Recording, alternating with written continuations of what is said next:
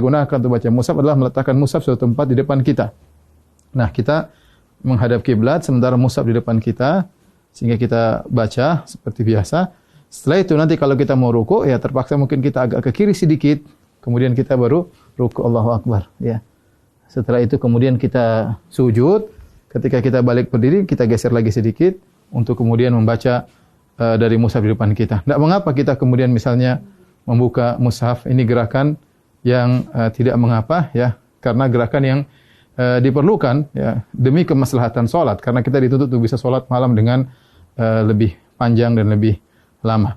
Ya, ini adalah cara pertama tatkala kita ingin sholat dengan membuka mushaf di depan kita. Adapun cara kedua, caranya kita dengan memegang mushaf, kemudian bisa kita pegang, ya, seperti begini mungkin sambil kita bersedekap bisa. Itu tidak mengapa kita pegang begini, ya. Insya Allah tidak jadi masalah, tapi kita bisa pegang bersedekap. Dan ketika kita ingin butuhkan untuk membuka, kita tinggal buka mushaf tersebut, tidak jadi masalah. Ini gerakan yang ditoleransi dalam ibadah sholat. Nah, ketika kita ingin ruku atau ingin sujud, maka kita bisa meletakkan di meja seperti ini, baru kita ruku.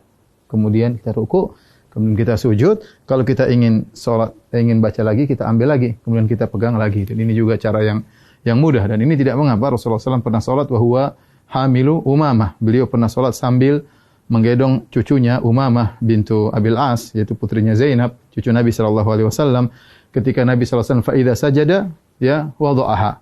Kalau Rasulullah sujud, maka Rasulullah meletakkan Umamah. Kalau Rasulullah SAW berdiri, hamilah Rasulullah SAW memegang Umamah. Ini cara kedua yang bisa kita lakukan. Adapun cara ketiga yang mungkin mudah juga adalah dengan menggunakan HP, ya. Dengan menggunakan HP, ya, kita memegang sholat sambil kita megang mushaf, ya, bisa kita begini, oke saja, atau kita begini, insya Allah nggak ada masalah. Kita sambil begini, kita memegang mushaf. Ketika kita ingin ruku, maka tinggal kita masukkan di kantong, baru kemudian kita ruku dan sholat seperti biasa. Nanti kalau kita ingin lanjutkan, tinggal kita pegang kembali, kemudian kita baca mushaf, terserah mau setengah juz, 1 juz, sepuas kita. Dan ini gerakan yang ringan juga dengan memegang mushaf. Yang perlu saya ingatkan, adapun makmum, ya, maka tidak perlu makmum memegang apa? Mushaf, ya.